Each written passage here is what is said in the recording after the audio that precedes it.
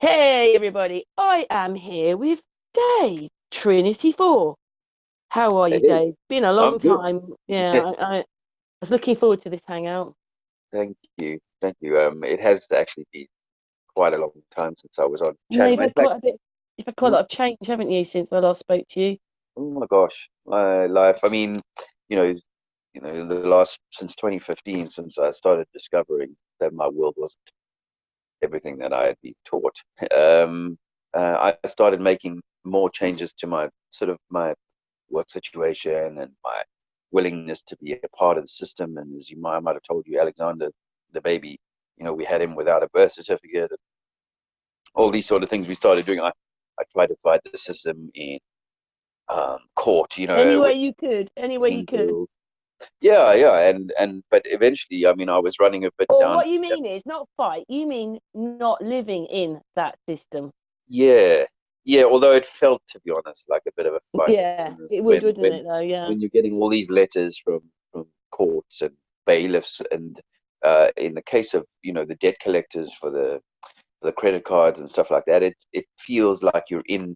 And this is what the system is designed to do: is to create this tension, a tension within you that robs you of your power to go inward. It robs you of that kind of loving essence that you're meant to be nurturing. And I think this is where I've been over the last part of my journey is kind of in the fight, and trying to fight the system. And now, having come through a lot of that and a lot of the kind of anger with the system and that kind of thing, and I mean, if you saw any of my sort of loud pieces to the public I did. last year, yeah, so I was, and I'm not saying I don't have that kind of within me, but that is being quieted, that rage, that kind of um, that sort of in your face kind of, we've got to, everybody has to listen and everybody has to change, right?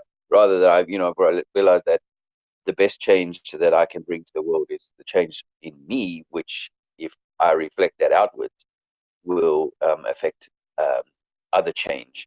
So for me, I'm moving on. Dave, Dave, Yeah, I love yeah, you, Dave. I love you. that's very nice of you, Garrett. Those exactly what you're those exact this is what I've been telling people talking about. We're only going to get there if we change in ourselves. We can't, some people, we were talking about Josh X just before he came on. He's a vegan and he basically has doesn't even cook his food. You may want to do it like him. Not all of us, I'm older and a bit more, in my ways, but we if we're changing our vibration, we have to know who we are, and it has to come in ourselves. Yeah, and I think the vibration of what you consume, in all forms, is important. So the vibration of what you see, that's why certain kinds of TV can be damaging to you. The vibration of what you eat, certain kinds of food, the vibrations of certain kinds of food. Although I'm not in the veganism camp, and I shouldn't even call it camp, but it is feels like that sometimes. But I for me, it's more about the vibration of food rather than what name or how it's defined in our world. And the same is true with, like, the political spectrum, the financial kind of It's all a load of rubbish, though. On it is. Scrambled, it keeps showing that it's all a load of rubbish. Yeah. Well, it is a load of And rubbish, but and I just don't know it's designed I to don't know make what our to do with vibration it. wrong. Sorry, Deb, I know you're It's talking. it's I don't know cool. what to do with it. Where do we go? There's nowhere to go. I wrote to the president. There's nobody's going to help us. So we have to do this ourselves, which is what you're talking about. Back to you. Yeah, yeah, because I think that people think they can petition Donald Trump or the British guy Boris Johnson, and they think that these are the saviors that are coming from within the system, that somehow the system has produced this guy. Actually, when I was over in Glastonbury just the other day to see Jack and Lisa at the end of the tour,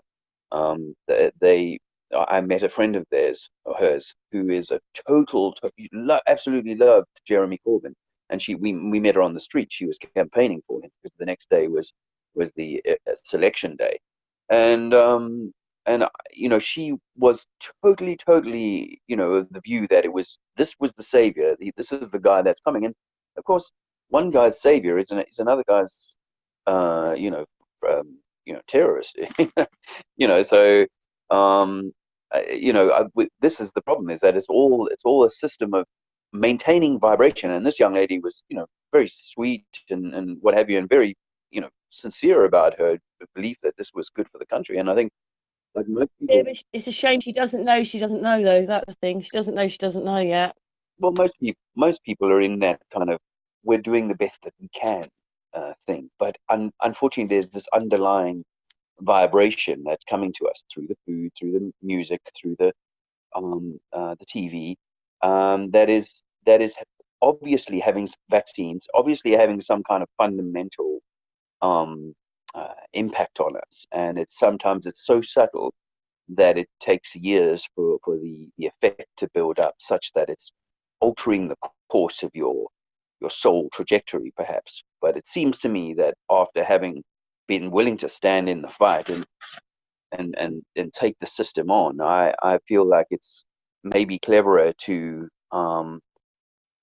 work like like around it, sort of try and be more agile, and rather than standing and facing it and letting it batter me down, to find ways of navigating such that we can make a new way for ourselves to mitigate, reduce, minimize the amount of It's hard vibratory giving up a system, impact. isn't it, that everybody else is living in, isn't it? Though.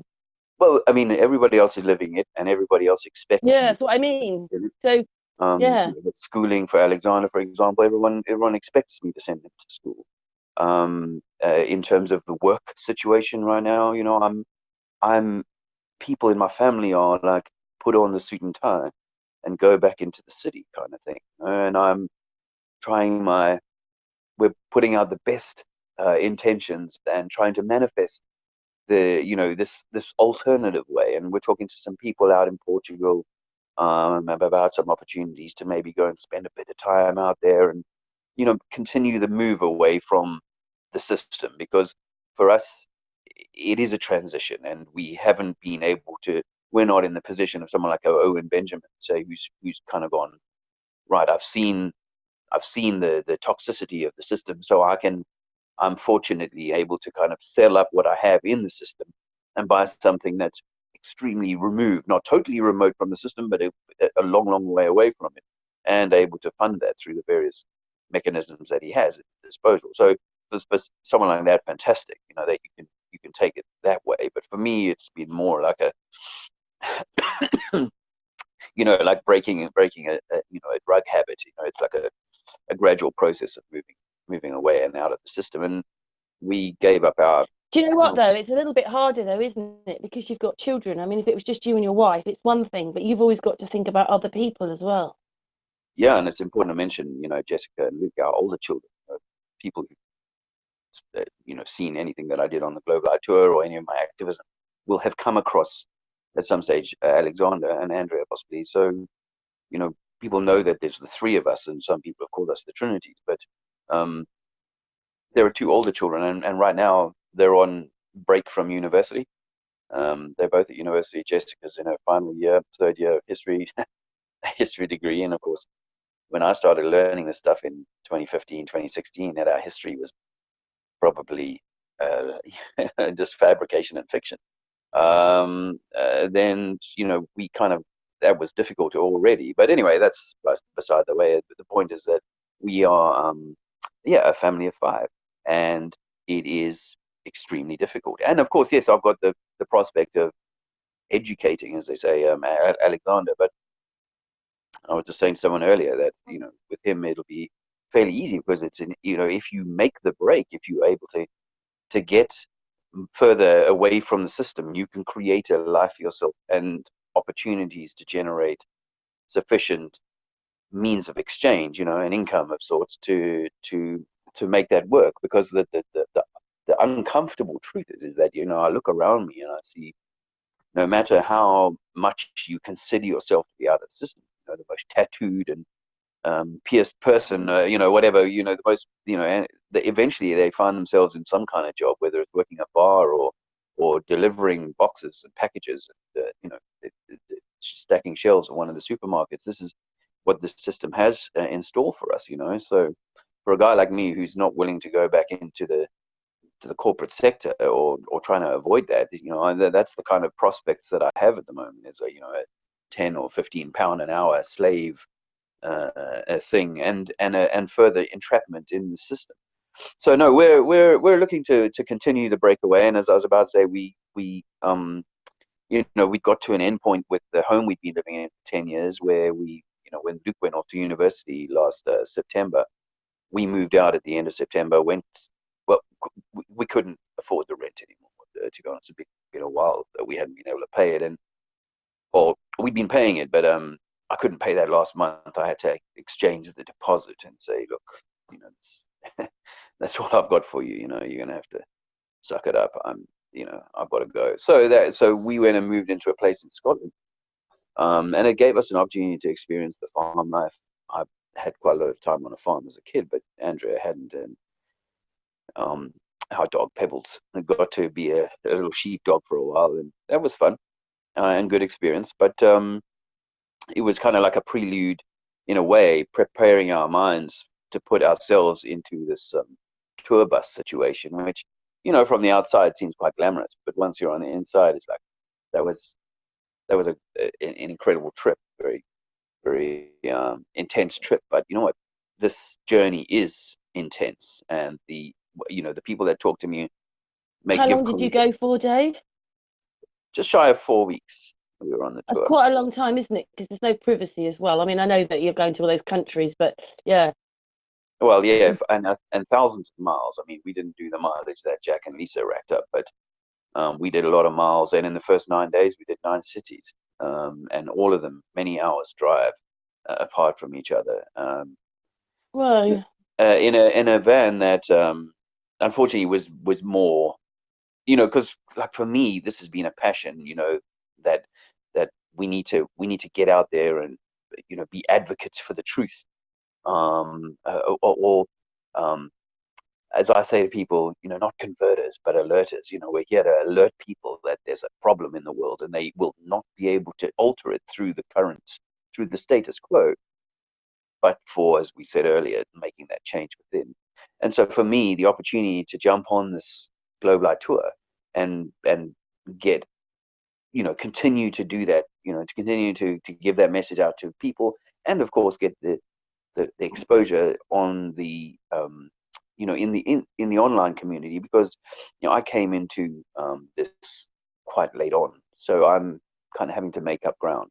And so it presented me with a great opportunity to do those things. But to be fair to Andrea and Alexander, this wasn't their first choice, or their first passion. I mean, Alexander today actually asked if he could go home. He still thinks of Good Heart Way, which is where we live, Good Heart Way. He still thinks of that as his home, and we're almost 3 months out of it now. So that's one of the toughest parts. He, when he's feeling down or uncertain about stuff, he will ask to go home, and he was doing that on the camper van. So actually,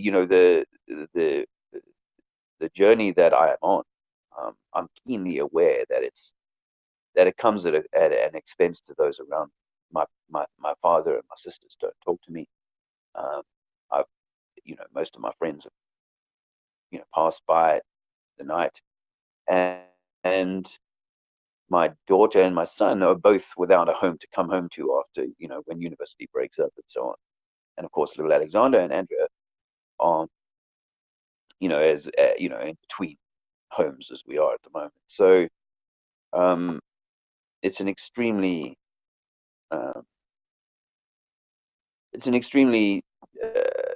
challenging journey.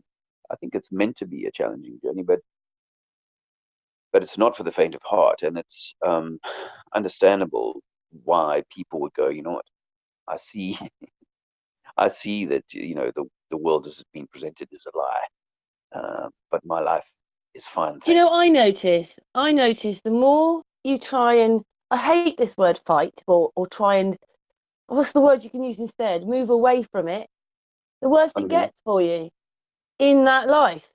Well, yeah, because the system is designed for The you to system, toe the yeah. line. The system is designed for you to toe the line, and um, generally girls are much better at this than boys. You see that in junior school. Girls are very much more quickly sort of stand in line with their finger on their lips, keep quiet, and write neatly, and hand in your work on time, and all that sort of thing. Which is why women are being primed for perhaps a role where they do you know, they're the ones doing what the men are doing at the moment, which is to create a system of constantly evolving uh, um, let's say infringement or impingement through acts of parliament and through the just the machinations of capitalism and how everybody's need for a decent slice of the pie, the just higher up the because pyramid you're just taken because at. we've opened our eyes, maybe our souls, our frequency, and understood and seen for ourselves that things aren't right, doesn't mean it's easy either, does it? Because there's no one to go to, and then half your friends and all that think you're crazy when actually they're the crazy ones, and everybody's just believing what they're told, and those that go, oh well, it's not real anyway, can't be bothered, and it's like, yeah, but if you were bothered, we wouldn't be living in this place. Well, the And the easy more you option. see, I just think it's just a beautiful place to live in, but it's so ugly at the same time. A woman wrote to me. I don't know if you know a guy called Danny Shine. He's the Englishman who walks around with a megaphone and kind of Mm. inspired my megaphone action. But he's called the social experimentalist, and he's going around at the moment. The last few months, I spoke to him in Speaker's Corner a few months ago about this. He was just getting his campaign underway of discouraging birth, saying that humans are such a scourge on humanity. We really got to discourage birth. And so I went and had a little pop at him on his channel the other day, friendly pop at him about actually doing the work of the system. He's now propagating what the system wants, which is a form of eugenics. Stop having children. Humans are so bad. We are climate change. We are the scourge. We are the cancer upon Earth that Earth needs to rid itself, and also that nature is such a through evolution and all this hocus pocus. Nature is such a violent mistress, and so you've got to expect her to want for this sort of deathing of the virus that is humanity. And this is where people have become to. This is where the system has brought people to. I spoke with a lady in the street in Portugal or Spain, I forget now, Madrid it was Do you maybe. know what? I'm just talking about this. This is what's so missing from any of our history. That when you go back, if you try and find any programs, even the older ones, the 70s, the 80s, they might be talking about things, but there doesn't seem to be, no one's talking about the fact that they're unhappy or things are wrong. It's like we can't just have 50, 60 years where everybody was just going, yes, yes. There had to have been these people, but you can't find them and you can't see them. But there's loads of us that are like this. There's loads of us that can't almost believe. It's almost unbelievable what they've done to us as the people. And Well, and we it's must know by now the propagandists are writing the history, so there's no good reason to think that, it's a little bit like seeing someone's social media account. You can watch their Instagram yeah, but do you account and think understand that what their I life mean? is You're a perfect. real person. You've got real feelings, a real heart. So am I. There are loads of us, but somehow they're not allowing it all to connect together so that they can actually see how the people feel. They don't care. In fact, it's all just a control thing. The way, the CEO even of YouTube, like, we're watching the people. Yes, we're dealing with the people, and it's Mm. like, well, even if this woman said, what happens if some of the operators, actually start believing what the conspiracy theorists say? Oh well, we'll deal with that. We deal with that, and it's like, hang on a minute. I didn't hear once say we give equal running to the fact that we check the media, we check the politics, we check it all. And on those things, because it's coming from those sources, they owe us a duty to see whether any of it's deep fakes, but they don't. And they allow it all on. They all get likes and they all get money. And you say anything, that's it. Penalised, algorithm low. I mean, they've done it to a lot of channels. You go there that say 10, 20,000 people were watching a live hangout or even a video now get hundreds because they've done something to the algorithm. It's like, Karen, on a good day, I say, on a bad day, I'm like, okay. On a good day, I say, that's okay. it's okay that this is what's going on, because not that I'm proponing any one of the big religious books, but we know that in the Bible it says that the majority of people in the end times, or as this thing unfolds, will remain deluded, even amongst the elect. So, it might be the case that even Do Donald you know Trump something? doesn't I know know what I we know know. you're talking, and I feel a bit rude, really, but this whole bit about NASA, all that's happening, and not one politician questions it. You know, I've got Boris the size of a Monopoly piece in the middle of the road, which makes him look like he's about, I don't know, 2 foot high, and he's about 50 feet away from the curb. And it's like, no one, we see these things, there's nowhere to go. No one, this is probably how they get it past us, because the machine and the matrix just carries on. Look, I mean, I've got, I spoke about the other day on Brian Staveley's show. I don't know if you caught it with Karen B, but I spoke about how on that show um, that along this way I have alienated some people, and one friend in particular was a guy who very successful millionaire guy who'd given me some money after I wrote my book, and it was that money that I used to live on for about a year, maybe a year and a half, to when just as I'd found out about the false flags and things like that, and because I became obsessed with relearning my world. I'd all of a sudden I'd had DMT, I'd had flat Earth, I'd had um, Titanic, and all these stories that all of a sudden were like, oh, you know, nothing is what it seems. So here I get the opportunity to spend a year or so. All I did was research, no working, other than for learning again, because I thought I was fairly well. By the time I published my book at the age of 46 or whatever, 45, 46, I thought I was fairly well read. Not the most intelligent dude in the room, but certainly well enough read to have conversations with most people. And then all of a sudden, that's all gone. But the point is that this guy, he respects me so much for having written the book that I wrote about my time at war, and he takes so much from his encounter with me that he funds me. Like I said, this money over a period of about a year or 2 years, he gave me that much money that it basically afforded me an opportunity not to work much at all, and even for months and months do no work, just research. And I started pushing him with things like, okay, gyroscopes. You've got a pilot's license. You're going for a pilot's license. What about gyroscopes and the curvature? And eventually, I knew I was gonna either the guy was gonna see it, or I was gonna lose him. I was gonna alienate him. And then unfortunately, it was the latter. And it's not because my friends are bad people, or because they are so hell bent simply on maintaining their grasp on reality. It's is that they genuinely can't see it. And so I think that in the case of politicians, these are the certain kind of personality who genuinely can't see Do it. you know what I think? This is what I think happens, right?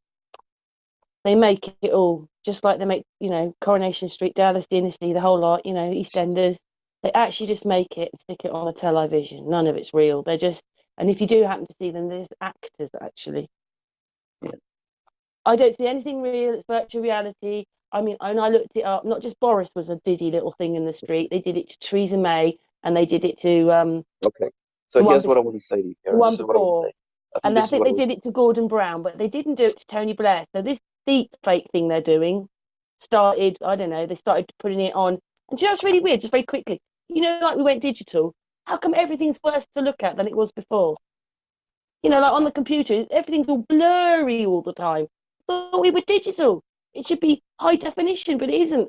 And then I noticed a lot of the news people are uploading it at a really low resolution, like 260, 360. You know what that means because you upload videos, but not 750 or 1,000. You're right Yeah. down there. Wow. Anyway, carry on. Well, I was gonna say, I think that that people are chosen in politics because they're a certain kind of person, or people It's who not. rise There's in no politics to a politics. certain kind of There is no politics. It's a pile of tricks. Nancy Pelosi has a 32 on her throat, on her neck. These are all put in there to give us characters like yeah, Dallas and Dynasty. They don't yeah. exist. It's the big business that run everything. Okay. Okay. So I come back to then What I what can mean we is, I do? don't. It If sounds it's like I'm so arguing. It sounds like I'm arguing, but I'm not. But you know, the election we just had, we didn't vote. Not many people voted. I looked at YouTube. Only six okay, on the day afterwards. Only 6,300 people had watched the ITN with Boris going, "We're back, momentous victory, we're here again." Only okay, 6,000 people. If the country had voted for him, like they said, then he would have had thousands and thousands and thousands. Over 24 hours later, 6,300. And not just that, because of the footage, they filmed that before the election, which means they already had their victory. We didn't vote, yeah. and they covered it up with a victory landslide for the Tories. That's what happened. Well, I mean, this is a bit long-winded for this conversation, Karen, but it seems to me that Tony Blair in '94, I think, or '97, was the last time that a prime minister was actually elected. Since then, it's always been a guy's being pushed in, or a lady, and then they've had they've kind of won the next election. And in the case of the one time when there was a hung parliament, they got the combination of Clegg and that other tool, David Cameron. So and of course I was a guy who was kind of like, okay, I'm sort of conservative in values, but I'm more of a Labour kind of thinker, I suppose. And so I was kind of behind Tony Blair with the weapons of mass destruction, because I had these Iraqi refugees live with me in Cape Town, when I was a doorman back in the nightclub scene. It was pretty pretty intense, pretty dark. But in '93, '94, I was in the nightclub scene, and I had these Iraqi refugees, three of them, come live with me. So they told me about Saddam Hussein. I mean, I didn't understand the politics, and I don't fully understand it still. It's just a mishmash of these groups, Sunni Shia, who have these variations in interpretations that cause them to dislike one another, and then I think it was an another. ordered war. Oh, absolutely, '91, of course, and that was when they'd gone away from they were refugees from the '91 war, and then so this is '93 that these guys are. It's really the most bizarre thing to turn around to say that it's all made for us, so that it makes so basically then it's like these countries go, can you make us a war, can you make us a disaster? That's what all this is all Okay, about. so can I just say, so for you and your listeners, that this is what I think. This is what I think, that actually these wars are created, of course, and I was in a war that I now accept. I published a book on it, but I now accept, since I published the book, that there was a lot more choreography going on in those battles that I was involved in, and a lot more backroom handshakes and um, butt rubbing, but between the Americans and the Russians in this case, in the conflict that I was involved in, and I think that goes on today and is the case in all things. So, firstly, I come back to, I want to stop fighting with the system. I want to say, I see you. I see what your darkness is. I see you. I've started singing on my channel. People who follow my channel would have heard me singing that Simon and Garfunkel song, "Sounds of Silence." You know how it goes. Hello, darkness, my old friend.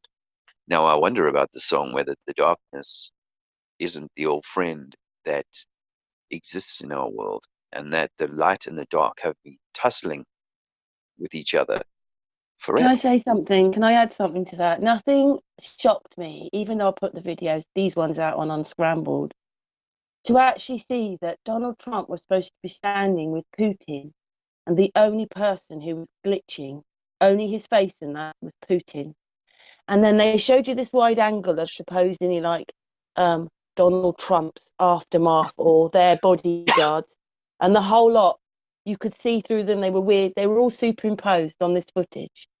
And that was supposed to be us watching this momentous meeting of Putin and Trump, and it never happened. It was all made for us. You mean And you, it was CGI, like the space yeah, program, all of it, just like NASA.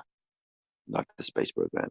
Yeah. In fact, there's Boeing have this week had some. I only half watched Just these ask this articles. though, what something must be happening because something's not going right. Because like Elon Musk made a video a couple of weeks ago of a fail, and when I slowed the footage down, it was all not real. So why would he make an unreal video about something that failed? So something's not right here, is No, it? no, I think no, I think that's not that's business as usual. Yeah, I think it's important Yeah, to but it have. was a fail. Like his whole thing failed. So basically, if he threw, so the whole point of the balls on the car was to say that this thing was amazing glass and it would last in space. And this Yeah, guy threw a ball and it went through. So he said, "Try again." And it did it again. It went through the glass. And then as the ball's coming off, the ball just disappears. It doesn't even fall to the ground. Just so what I'm trying to say is the whole thing was a fail and embarrassing, supposedly, right, for right. Elon Musk. Uh, And actually, the whole video was fake. So why make a fake video of a fail? And then there's actually, I just something's not right here. Someone, like Nancy yeah, Pelosi has this number, and then you can see like patches on her. It's like, oh, were we that blind that we never saw it before, or you see what you see, or is it the fact that someone's trying to help us, whoever it is? Because huh. come on, everybody, wake up. There's no way this woman could have this thing on her nose like that. What? And nobody with her sees it and says, "Hey, hang on a minute, your nose is falling to pieces," or "What's that great big plaster on your nose?" It's not a plaster; it's just a square box that sticks out of her nose, just on her nose. And so she turns around, then she turns back, and there's this box. It's like someone must be Well, trying to help us. Is that the AI, or what is it? Or is someone really trying to help us, or is it that we have been so stupid and blind for so long that we just didn't see it? Because now that's all I see is all these problems, and it's in everything. It's horrible. What I'm well, just trying to say is everything that you think you believed in, even like we had, I don't know how they do it all. I'm not saying I know everything. All I know is that once I saw that footage of Boris and I saw that people weren't looking at it, and the fact that, everybody I knew said I wasn't voting, I'm not voting. Hardly anybody I knew, if I ever talked to them, they said, I'm not voting. And then yeah, suddenly there's this momentous victory. It would be nice to think that it was beginning to happen like a revolution, and actually that this was the start with breaking up from Europe, because it's not that it's all, because that's all to do with one world order. But once you see the footage and realizes he's like a diddy, this is just how the people don't see it. I just don't know. so this is it. You can either see it for what it is and go, you know what, I'm going to involve myself emotionally in that, whether I vote or not. I'm going to put hours and hours of my time and energy into I can't vote analyzing this, anymore. I or just wish on I'm the ballot paper they'd have a box which said, "I'm voting, but not for any of them. I don't want them." Because yeah, yeah. millions would Well, vote then, wouldn't they? Because then we'd say we don't want this system anymore. It could be yeah, so simply yeah, done. yeah. Because what But worked out very much that what they're giving us is all this horribleness and this system, which is layers upon layers, which you understand. But in a sense, they said 67% of the public voted this time, but usually it's 30-40%, and then you think half of them don't yeah, vote for it. So actually, they're getting yeah, in and doing all this to us on about 20% of the vote. Are we stupid or yeah. what? 80% of the people aren't voting for it, or the winner. Sometimes, okay, that's a percentage thing, but they're not voting. Like it's not working. But they're But not. But it they're, may but not they're not be, it may not telling. be working. Yeah, Yeah, it may not be working, but people don't care enough. People are so caught up in their own shit that they aren't barely taking notice. And I think this is one of the, I think the lines that comes out of Matrix movie, that, or one of these movies, that the majority of people are so plugged into the system that to unplug everybody at the same time could be catastrophic for people, because we are welded to this. And I mean, you think that some of the stuff that I shout out in the street should catch people's attention. They go, "What? That's impossible!" And then you go, "Look, here's the evidence of it." And they should go, "Shit, my whole life, my paradigm is shifting." And within a few I months, heard. come Yeah, back to me and say, I heard the "It's changed my life." frequency. But they don't. They don't. But people are not ready or able in the majority. Can I And tell you as I something said else earlier, as well? the majority will I'm be deceived, I think. I'm really It's shocked, just right? I grew up around Brighton, right? I don't ever remember my mum talking about this daddy long legs. This was a train in the sea, and it was running for about 9 years in like say 1889 to 1897, something like that, whatever it is. Because I'm not very good on the years, but I know it was back then. Anyway, basically, they had the biggest tracks in the world. No one's ever had a track this big again. And this thing used the electricity. The electricity went through the water to the train. I mean, the guy on the little video said, well, they didn't have a health and safety person then, but we know when you wake up that water and all the electrics and the I can't say it now, magnetics and everything is different. What it really means, it's something totally different to what we've been taught. But it's a bit like this thing looks like War of the Worlds. I think, well, I never heard about that. Brighton has the oldest aquarium in the world. It was the first one opened. You've got like the electric train thing almost started there, like this inventor. It was only for a few miles. It was a port. It was actually quicker to go from Brighton to Dieppe. Then we've got the beautiful dome, which looks Tartarian and looks Russian, Prussian, whatever you want to say. It's just they haven't painted it like the Russian buildings. That's all. It's been painted, but it's beautiful. We had three piers. The other one came in the 1820s. This thing was modelled on Egypt. Basically, it had 12 inches thick marble, which was the platform when they came off the ferries. And they were wow. sailing then and they turned it into steam. But listen, they burrowed this stuff 50 feet into the hill to take, and basically, this person built the first part. Well, basically, it was half a suspension bridge. So he invented it, but it was actually a pier, but it was modelled off a half like a suspension bridge. It's just the other end wasn't there.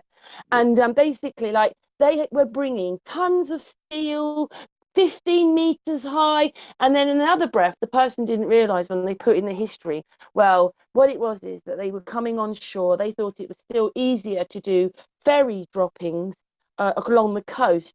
And it was still extremely hard to get coal from the boats off, you know, how monotonous and difficult it was, you know, because we had no roads, no trains. Yet Brighton's had all this stuff and these great big Georgian houses. I don't just mean one, I mean rows and rows with gardens. And it's like something else happened here. And even if all the roads had been cut off, what happened then? Because a lot of Brighton then stayed. Whatever happened, it stayed. So they're managing to do rows and rows of houses, but no roads. Is this all like, and it was, but at the same time, it was so difficult to carry the coal off the ship. At the same time, they're burrowing Yeah. 50 feet into a hill years before and actually anchoring this suspension pier, which actually took ferries quicker to go to Paris from Brighton than the way they take us now. And you're like, Yeah. what? Well, And that's then there's a promenade that's nearly a mile long. You know, you can walk under it, but it's nearly a mile of wow. this you know, the facades they've got on it, and it sort of Yeah. matches into the palace, and it's a bit like God. I think that we must have been ruled by someone else because even some of the buildings they are not English at all. But they were building them then in the 1800s. You know, And they're they're more they're beautiful, more Indian staggering, like. They're more built for Russian bigger sort of. people. It's just, I mean, and it's amazing. And I spend quite a lot of time looking at this, what I call How could we not know all recent that? history. Everybody just believes Yeah. the Yeah. television. We've got so Yeah. used to just Well, no, turning not on the only that, program. when you look at these buildings, they're not that old. They don't seem that old. So you got to think, are they 100, I know 150, what you mean. maybe I know 200 years? exactly what you How mean. could how could our families have forgotten the story of these homes and how they come to be like they are, or sometimes buried in mud? All these stories have been lost to us. And over the Can I last tell you little one more while, thing, just so that you know this? When Queen Victoria came in, right, and she was already queen, or whatever it was, she was actually moved into Buckingham Palace. She came in about, oh, I don't know, the 1830s, 1840s. She actually built nearly half a palace on the front because basically it had the like a big like where they come on the balcony, but it was a different one. It was bigger, like further out into the courtyard, and then it had uh-huh, two pillars on the side. And then in the 1840s, she built like nearly half a palace on the front to how we see it today. Yet in 1910, just to actually renovate the palace, they had all these cranes. Yet how could she build all? There's no mention of cranes. This would have taken years. Do you know what? The pier, that pier I was telling you about, called the Chain Link or the yeah, Royal Chain Link Pier, only took a year to build. That's what the history says. Buckingham Palace Yeah. only took 2 years to build. Something that it would take us years today, years. It's like Yeah. Well, it's taking. I mean, none they of it they've got adds up. they got Do you know Big what I Ben. think? They got I Big Ben don't out even of think commission for five I years don't while they do some minor repairs. I don't know how they've done it because everybody will say, even like the very old ones that are still left, will probably say, I remember Queen Victoria. You know, you've got that and people on films. But it's almost even like Queen Victoria's in the wrong era now to me. Like, if she can manage to do that, what the hell? And it's a bit like if we could build, like, you're looking at all the old pictures, great big houses. Like, there's no roads, but they've got these great big houses. Like, what? This is Yeah. it. And they're so precisionally built. Like, we're in rags, cart, and they got all Yeah. that. Yeah. Yeah, interestingly, I'm staying on a street. This we got the use of this house for 2 weeks over Christmas, thankfully. So we're all together as a family. But while I'm here, I've noticed that the house that I'm in, it's one of these sort of Georgian type houses, but it's been split in half, as they often do. But what's interesting about this street is that the numbering doesn't reflect that. The numbering just goes 1, 2, 3, 4, 5. I'm at up in the hundreds. But the neighbor's house is not 150A or 151B or whatever. It's simply 150, 151, 152, 153. So at some point, all of this was rezoned at the same time as splitting all of these houses in half, and that didn't happen that long ago. So for me, this is part of our recent reset history. That is probably the last reset. It could even be there was a partial reset during the World Wars. Like there's some kind of memory wipe, some kind of I thing know that when it goes on. was. I think I know when it was. It's when they turned us into a ball in the 60s. When Well, NASA went and said, yes, look, we definitely are a globe, blah, blah, blah. That's when it happened because they reset us there because then we were a globe. They, yeah, but remember, there's another. time There was, savings yeah, came, yeah, yeah. But oil, television, the program. It all started, visibly, I mean, more visibly to us from this yeah, moment when but think about this. Everybody you know who went through World War II, that includes my father and loads of people. This old lady that I spent time with.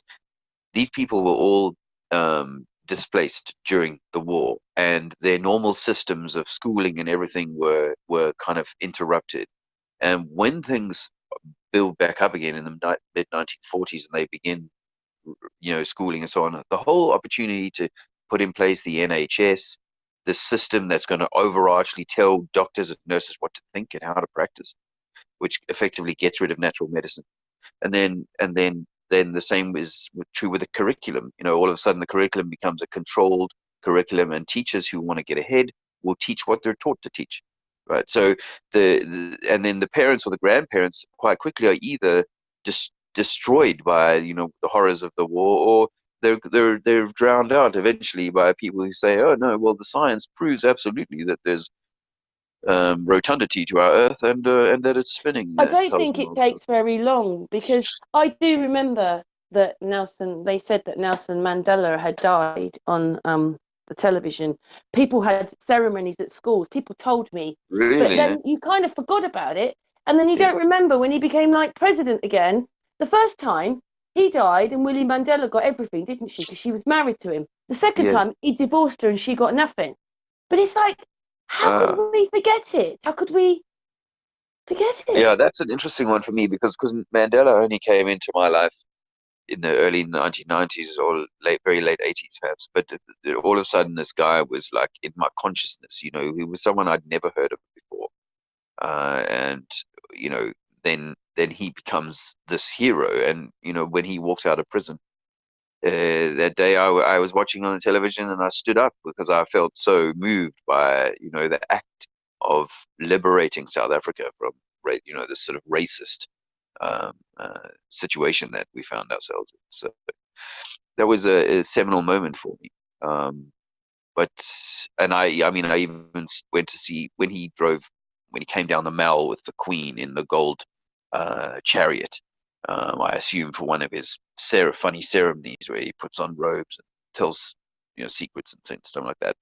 Because we know he was a Knight of Malta, in the clubs. But I went and saw him. I went to see him sort of go by. So I thought he was the savior for South Africa, particularly for all people, but to see the black South Africans get this guy come and brings, of course he was just another puppet. But um, so for me, he was he was never dead the first time, but equally, I'm fully willing to accept that the real Mandela could have died, and then an actor was put in his place. Um, uh, that seems to me to be very plausible. Um, now given the way that I see the world. In fact, when he died, now I remember I happened to be on a book tour in South Africa. This is 2014. I was on a book tour in South Africa, and he died. It was a bit of a crazy story about him dying. He was like a bit like Diana. He was like held up in the ambulance for hours and hours and hours, or the ambulance broke down. Would you believe it? If you believe it, it broke down on the highway, and there's Mandela apparently dying in this ambulance. So what kind of rituals that I don't know, whatever. But I actually happened to sort of think, oh well, he's buried is a place called Kunu in the Transkei on the east coast of South Africa, and I could kind of, without much detour, I could go past there, and I happened to do that because I was like, oh, the great man has died. I mean, and this is only months before the veil started slipping away from me. So it took a few years before I realized that Mandela was unfortunately just another pack in the deck, or another he's just another player of the game that's being played against humanity and all of humanity. There's no one excluded from that. There's no group, as far as I can tell. It's just like, and I love you the analogy of what I saw in the white apartheid South Africa. Maybe that's it, Dave. Maybe what it is the program's just not working, so they're scrambling at trying to get the program working wherever they can. Fortunately, they've picked YouTube now because that's where a lot of people go. Because they've got their own channel on the TV now. Who's got their own channel? YouTube. I mean, maybe that's when things changed for YouTube once they became part of them, for sure. It's supposed to be a people's place, Yeah. Well, I mean, I think it's all theater, it's all stage, and it's all about keeping a never-ending series of hobgoblins with which to frighten the populace. This is exactly what is the game being played against people. And so, this is my journey over the last 4 or 5 years has been to realize that there's a game being played against me. And rather than trying to continually face the system, as I said earlier on, I'm trying to work around it or go around it and avoid it as much as I can, because I'm not going to be able to change the system. I'm not going to be able to stand down the street and petition them to change. You don't want all this part of your life. You just get on with your life. Well, yeah, but I mean, there's the selfishly getting on with my life, but then there's the much more important task that I think we're here for, which is to bring enlightenment, to bring kind of like a higher vibration to the world, and over time, for the darkness to be set aside, for the darkness to take its place, while the light returns to ascendance. And like the spring brings the longer day, so humanity might be moving through a winter. Hopefully we're at the end of that winter and we're moving into the spring, and the longer days are coming, and the higher vibration returns, and there's more light and less dark. The dark has less influence, but I suspect the dark has to be there. Like I say, the forest needs both night and day to exist. And that the darkness had to be created by the same creator that created the light, because there is only one creator of this place, it seems to me. So that darkness is kind of like the yin and the yang, the night and the day, but the darkness has been in ascendant, it would seem, for quite a long time. And it's maybe time for, this is what we're seeing and we're part of, is a gradual moving of the clock into the light phase, into the spring and into the summer of human story. A winter will come again, but not for thousands, perhaps, this is theory, of course, but not for thousands of years hence. But this might be that. And so, in my mind then, Dave, about the Bohemians, they were supposed to be in a revolution, weren't they? I don't know when that was now in history, what year exactly right now. Yeah, I wouldn't be able to comment on that, but what seems to me to be the case is that if you're going, as we said earlier, if you're going to make the change, it has to come, as Michael Jackson said, wasn't a fan of his, but I'll go back to that song of his. That lyric was, if you want to make the world a better place, take a look at yourself and make the change. And we need to do that. We need to be making the change, be the change. And I'm calling on people in the community to get behind people like me, to say, there are ways that we can exemplify what it is that we want to do, and there are people who can lead that, because it is my contention that we need to be leaders. It's like one of our creators, and if I can make another reference to the Bible, the four cardinal virtues, or the seven heavenly virtues are very, very much required for there to be a strength and a leadership from parties, from male and female parties of this movement, or of this trajectory towards a higher vibration. There needs to be that leadership, and I'm seeing that now.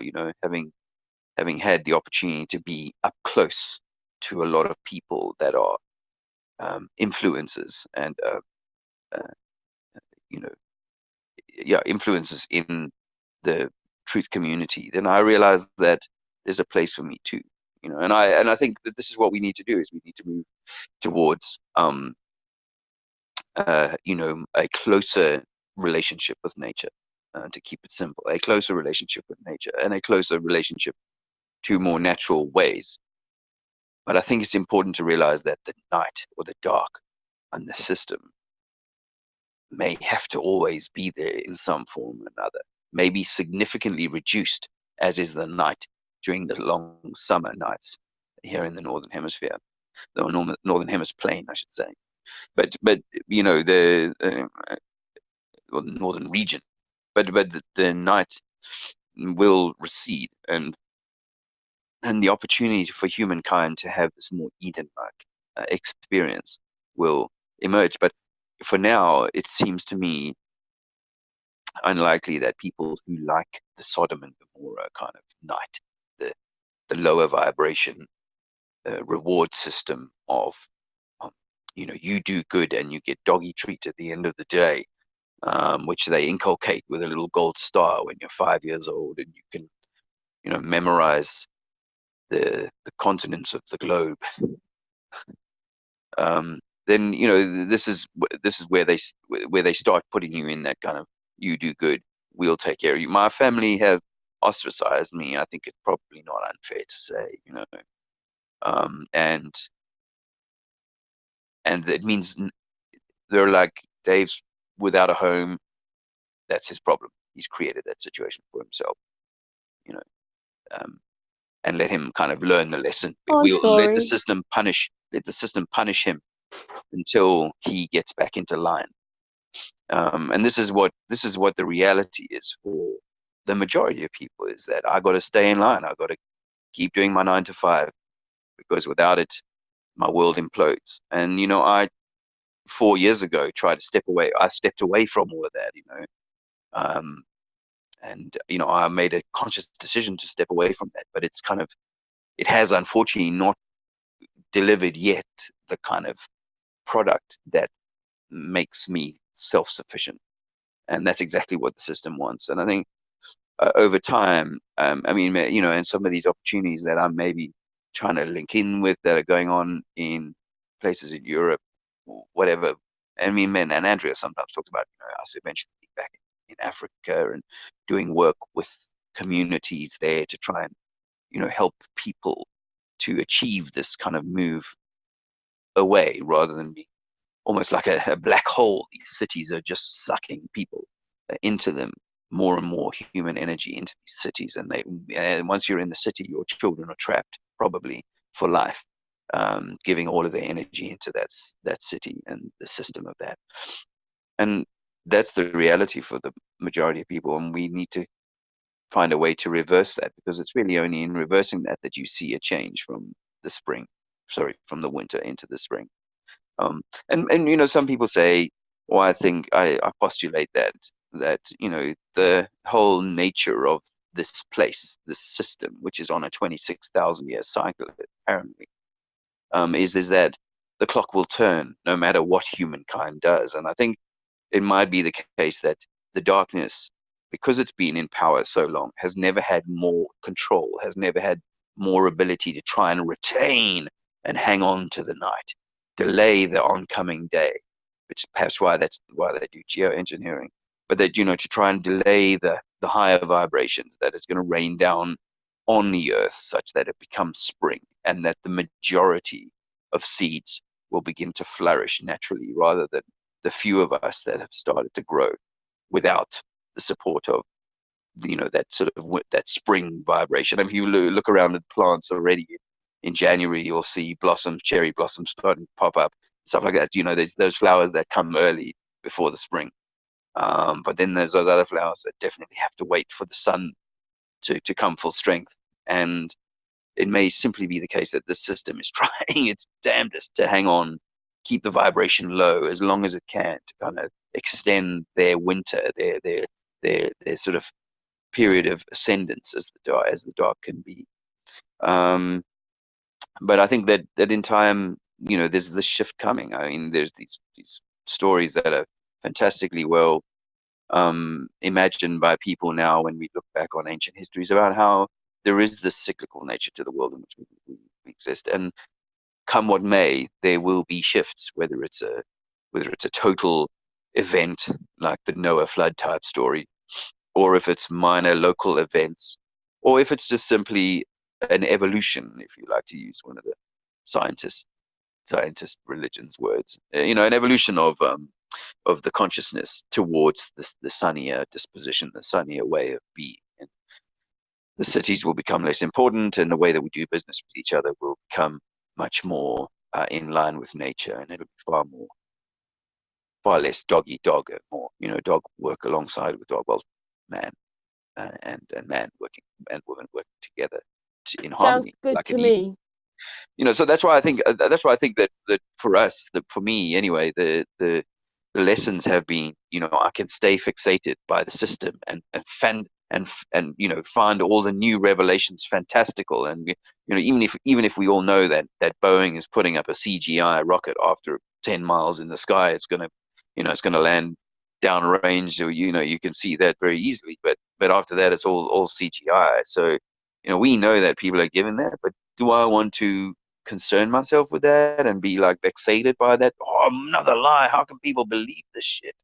Well, or do I want to? You can't wake everybody else up, can you? No, but maybe that's designed to wake people up as well, because it's kind of like it's wafting this stuff underneath people's noses, and eventually the right people will hear and the right people will wake up. And I think that if you go back to the meadow example of how when spring comes, some flowers bud early, come up early, and others will come up a bit later. And so this is my really optimistic outlook. No, 2020 for me should be a year of high expectations about how we're going. My human timeline would love for all of humankind to snap their fingers, and overnight, through the course of 2020, we realize the nature of the game, and we do all the work, and then the next thing you know, we're this egalitarian kind of beautiful nirvana. No, that's really I think quite unrealistic. I think human timescales are a little bit impatient, and particularly given our lives have been so truncated. We have, I think, um, uh, much time ahead of us for these things to kind of work their way through, and for the spring to fully. Because if it is a 24,000 year cycle, then each season is 6,000 years or thereabouts. So, it's just not 1 or 2 or 5 years that you go from the winter to the spring.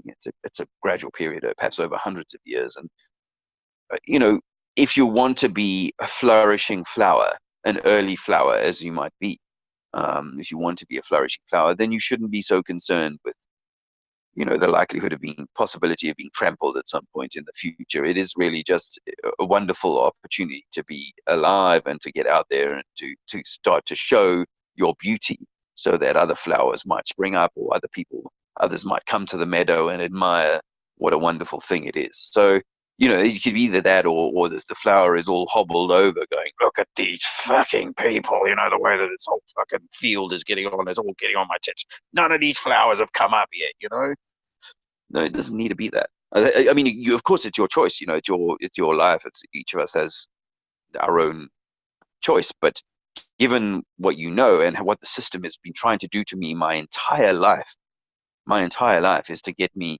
thinking outside and to get me focused on the problem that's out there. And rather than to kind of do the work on the inside, it's like becomes a no-brainer. And then obviously to The get system's smart enough. set up though, Dave, so that that's what you don't do. So that and no, then nobody's responsible for themselves, and that's the hard pill to swallow because when you wake up and all these things, it's just well, there's so many things anyway. But Yeah, well, there are so many things, and but that's the thing is that there are so many things, and I did a lot of them because I had so much time to myself in that first year and a half or so. And I mean, even after that first year and a half, I just carried all my free time was spent. Well, most of my free time was spent researching, so I became quite knowledgeable on a raft of subjects. And as I went through them, so my family had to go through the iterations of hearing about all these things that were wrong with the story that we'd originally been told. Um, and the thing is, I could spend the rest of my days working through the catalog of false flags and hoaxes and just people looking into transvestigation and Mandela, which I accepted. we're all That here for Mandela. different things, though, aren't we? Because I'm into trying to help people see that things aren't right. But we're all here for different things, aren't we? Yes. We do sun and moon. This is what this is. Yeah. We're having these chats. Yeah. It's about the people don't have a voice anymore. Yeah. Well, I like what you said about we're all doing our thing. I think this is a very important point because it's come clear to me, having had the wonderful opportunity of spending time with a whole raft of different people from different segments of the community.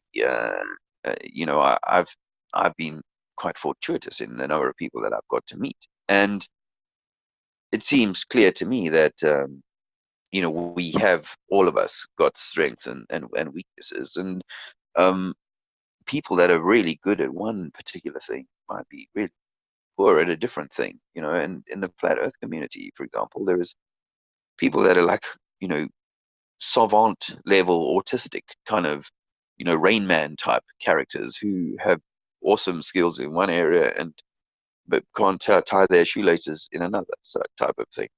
So uh, what was my point? My point is that we have to do the things that we can do, and we have to recognize, like a chessboard, that you're going to have people who are on the chessboard as pawns, and those who are on the chessboard in this life and for this experience as a knight or a bishop. Not in real life, but as just in the analogy of this chessboard. And they're going to have certain skills and abilities. And if as we move forward, then I think those different pieces play their parts in order to move the collective. And if you think about a chessboard, and it's also Sonic, black and white, all the squares, all the positions and so on. Now, if you go back to my night and day or winter and summer analogy, then the black chess team has been dominating, tromping all over the white, and so the white team is. And this is not a skin color thing, of course. It's just the light and the dark, and the light energy is now its players, if you like, are being upgraded, perhaps, and they're going to do better going It forward. is strange how some of us just have just I don't know what it is. How come a great big range of us have been woken up? And I'm not saying people aren't waking up all the time, but there was a It's big divine, wake Karen. up. There's something divine about this. I was an atheist, 5 years ago. So for me to say that, it's really there's a divine happening going on here, and it's not by chance, and it's not because we're kooky as people who can't see this want to say. There is something important going on here, and I realize that there are people with fantastic strengths who will bring and are bringing their skill sets to the table. You see it in some presentations, whether in person or online. Um, and the talents that people bring to the table are going to be needed in order for us to do this, because it is going to be, I think, a longer term project, and it is going to need people to come together with a common purpose, because the system has been so clever and so well thought out that it obviously has it has made poisoned the idea that people should be coming together and that there should be some sort of cohesion and then some kind of leadership and some kind of management. I felt like when I was on the tour bus, or when I was on tour, there wasn't enough of that. Like there wasn't enough leadership, um, and I think that that's something that I said it then, and I say it now. I think there needs to be that. It's one of the cardinal virtues, if I'm not mistaken, to Yeah, be steadfast. you need people to help, but just as long as they're not like the system we've got now, because they're not helping, they're just trying to communicate. I call it communism, basically. That's what it is. It's a form of Yeah, communism. But can I yeah. just Well, say I mean, we've been going for over an hour now, and I just wondered, like, for a few minutes, just talk about where you're going, where you think you're going, anyway, in your mind and okay, future. Yeah. okay. Thanks. On that, sorry about the sniffles. I do have a bit of a cold. Yeah, Alexander and I both. lots of people do. He's Yeah. really struggling with it. He doesn't understand why he can struggling to breathe. It's a bit of a anyway.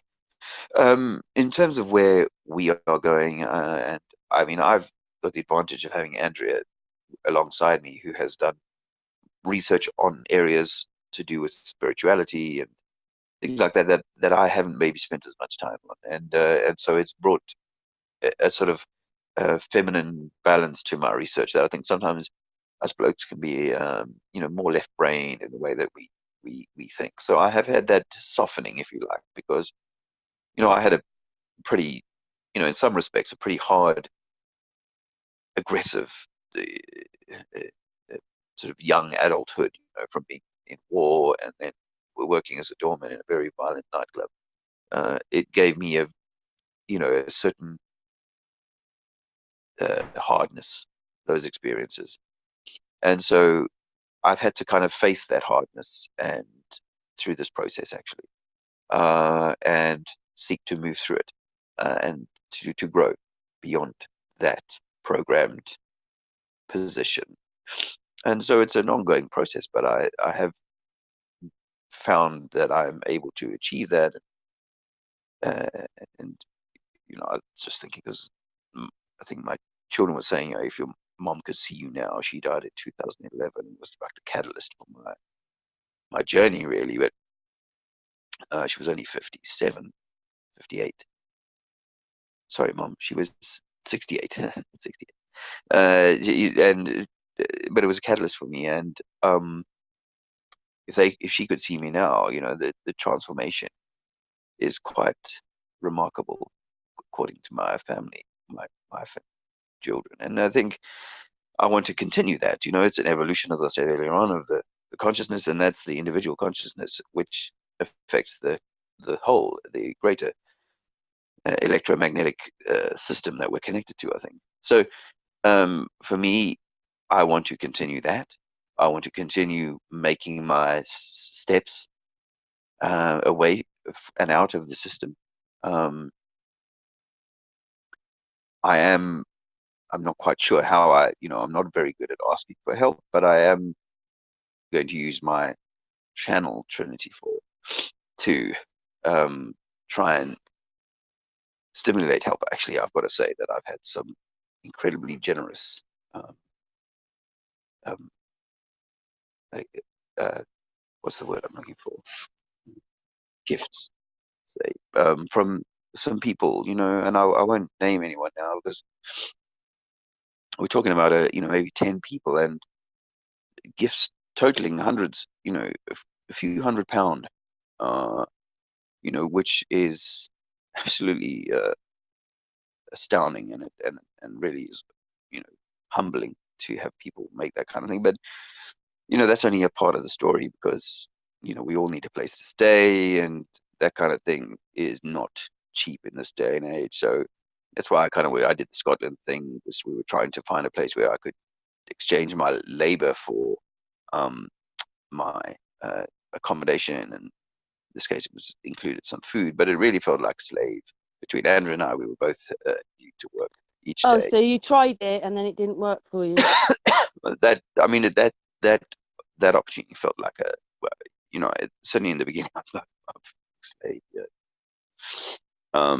Good people and stuff. It's not about the people so much as they're in this world in which they've got certain expenditure, and for them to get someone come in and do a month or 3 months or whatever of labor, where it doesn't cost them a lot, it's a viable thing. It's just the nature of the beast that we live in. It's not no foul. But there are people You who, thought you found a bit more like this place that you want to go, but it wasn't like that. yeah, I mean, and we are talking about, it was quite a remote place in Scotland. So you're dealing with weather and remoteness and a young child who needs interaction with other people and a bunch of factors. But yeah, it wasn't the right fit for us. I mean, the family have asked us to, well, invited us to come back either on holiday or to work, spend time with them, because we got on great, but it wasn't the right fit. And so we are looking at other options to maybe try out some things in Portugal, and I won't name names here, but there's a couple of things that are in the offing with that. And for me, at this point, I'm just looking for stepping stones, because it is an evolution beyond the system, and we intend to use the whatever um, social media platforms we can build.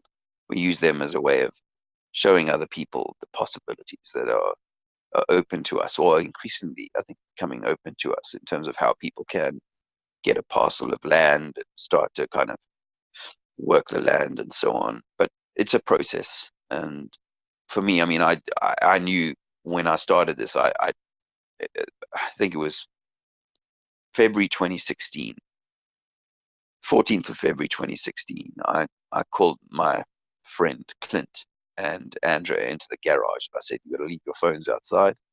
I'm gonna I'm gonna tell you what's going on in the world."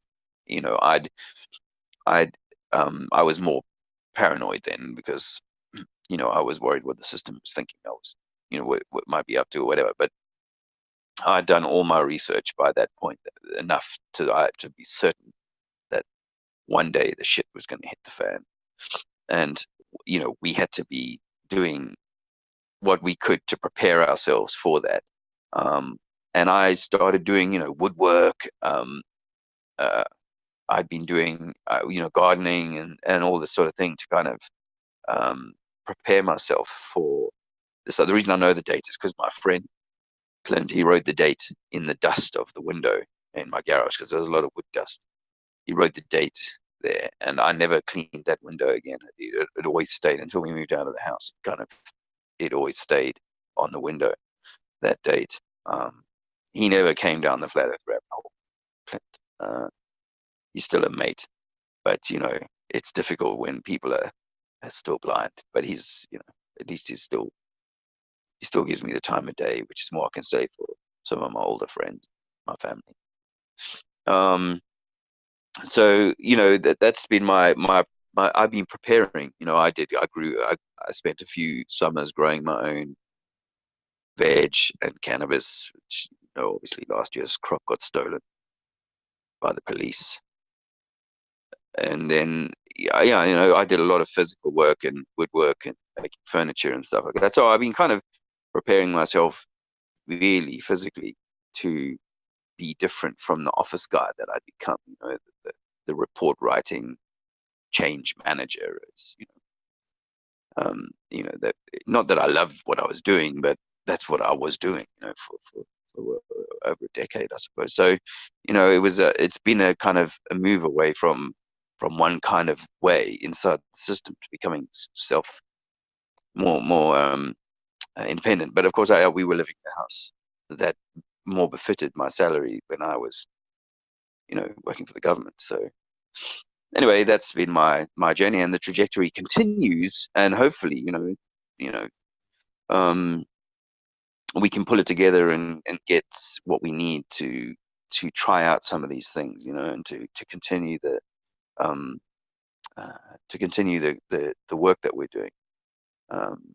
This lady called Ava from America, she contacted me. She has a very popular YouTube channel called Ava's Temple of Consciousness, and she said, I've been following you guys on your Globe Light tour, and I'd like to offer you a reading.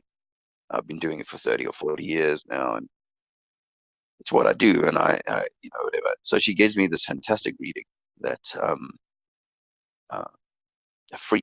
So it's that's 40 minutes long, and she sends it to me, like a voice thing, and in it she says, you have a voice, and you've got to use that voice. And for the first time in my life, I'm really starting to kind of recognize that, and realize that, yeah, I do have a voice. I mean, Dave Murphy will tell you this. We sat down, allegedly, Dave, Andrea and I sat down with him, Venice. It wasn't the first time we've sat together or done activism together, but we sat down and had a few hours long conversation that he himself says was like, wow, just an incredible conversation. And for a guy like that, who's so extremely well researched and such a deep thinker, to recognize that the conversations that I'm having are worthy of that kind of accolade, then I know that I'm beginning to realize a thing that has been set out for me, something that I've been avoiding, public speaking and all that sort of thing, and really just trying to fly under the radar, because it seemed to me in my mid-40s that there was fuck all here for me, that this world was just a matter of you live, you die, and it's bullshit. Like it's been set up for the rich, and you know, I'm just not going to be one of those guys that has the opportunity or whatever. Midlife, whatever you want to call it. I just didn't see a purpose other than for, I suppose, looking forward to retirement or whatever, grandchildren, and and then my life was changed by the fact that most people can't see the truth of what's going on. So it leaves very few of us to be the ones to go out and talk about that partakes you on itself, doesn't it? Because that partakes you from everyone else anyway. Just us. Yeah. All these things that you thought you had, or thought you knew, or thought you trusted, they will change when you wake up. Yeah, but I mean, I realized that when I went to the first activism day, speakers corner, and I realized then, because I was expecting like loads and loads of people, and just to be one of many sort of voices who was thinking like I think and was speaking like I speak. But it turned out that there wasn't like a flood of people. Like there are definitely some great speakers, but there wasn't a flood of people who were that. And I mean, I don't claim to be the most well-versed researcher by any stretch of the imagination. Much respect to those people that have been looking into stuff for decades.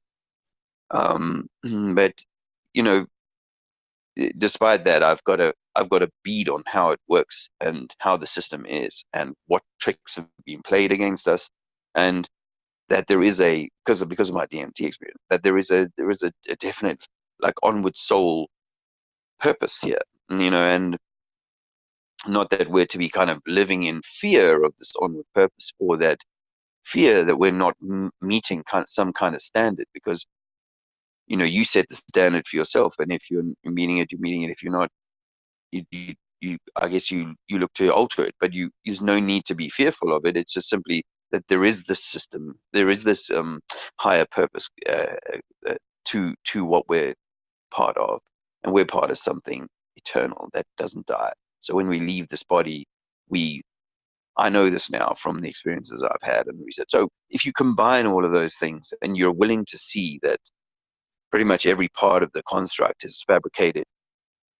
then you want to look beyond why would they do that? What's going on that they would do that sort of thing? And there's some kind of God level shit going down here. It's like high level stuff.